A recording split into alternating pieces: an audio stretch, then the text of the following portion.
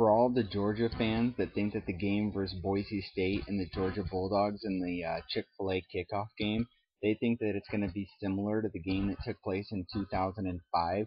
You obviously haven't been paying much attention to college football for the past couple of years. This is not the same Boise State team that you guys faced back in 2005. We had Jared Zabransky as our quarterback back in 2005, threw like 5 interceptions that game. I don't think Kellen Moore threw 5 interceptions all year last year.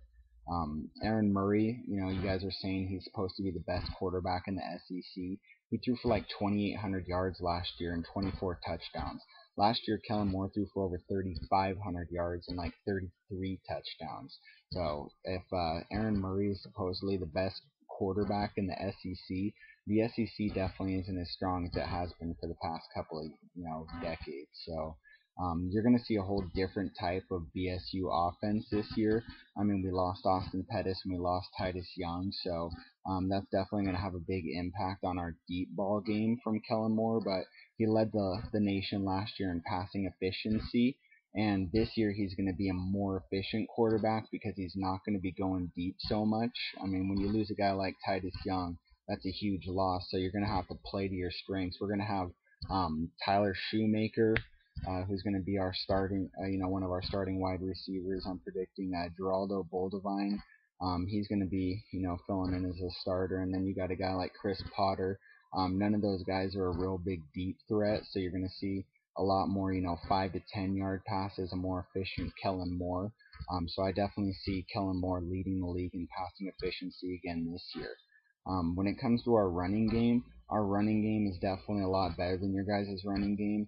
You guys lost Caleb King and Washaun Ely. If you guys had them two coming in, this game definitely would be a lot more competitive.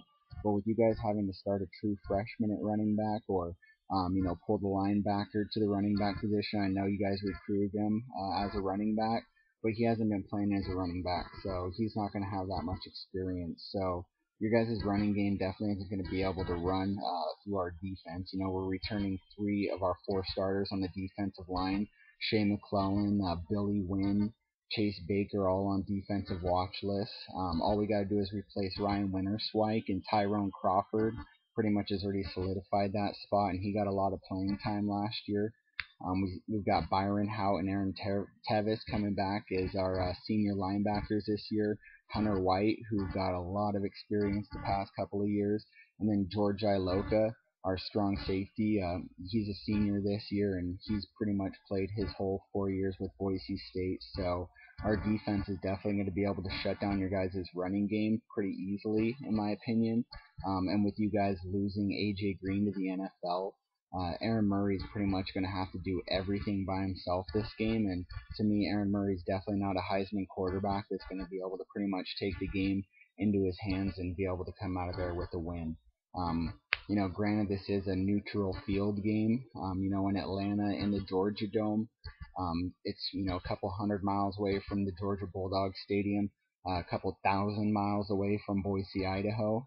But you know what? We went into Virginia Tech last year in a, neutral game field where it's the same type of situation. There's, 8,000 Boise State fans, me being one of them, compared to 70,000 Virginia Tech fans. It's going to be the same type of atmosphere this year in Georgia, but I don't really, I'm not as nervous about this game as, I was more concerned about going in and playing Virginia Tech. I just really don't have the respect for the Georgia Bulldogs this year. It's mainly because of the type of season that they have had last year, and I really think that the team that they had last year was a better team than what they have this year. I mean, you guys lost to the University of Central Florida in your bowl game. I mean, who loses to UCF and considers himself to be, a front runner for the SEC this year? But, the SEC is not even going to be good this year, and it hasn't been as dominant for the past couple of years. Yeah, Auburn won it last year, but I really think that Auburn was overrated. I hate Scam Newton. He's going to choke in the NFL, so I just don't really see a team in the SEC that's going to really step it up. And if I have to make a prediction for who's going to win the SEC, it's going to be South Carolina. And I think that Garcia is a way better quarterback than Aaron Murray. I'd be a lot more nervous, going into a neutral site game for South Carolina than really I am with Georgia. So, I mean, I'm going to go to the game. I'm going to enjoy it. I really think that Boise State's gonna win by a large margin. I just don't see Georgia being a very competitive team versus us this year. So if I have to give a prediction, I'm gonna say Boise State 35, Georgia 14, maybe 17.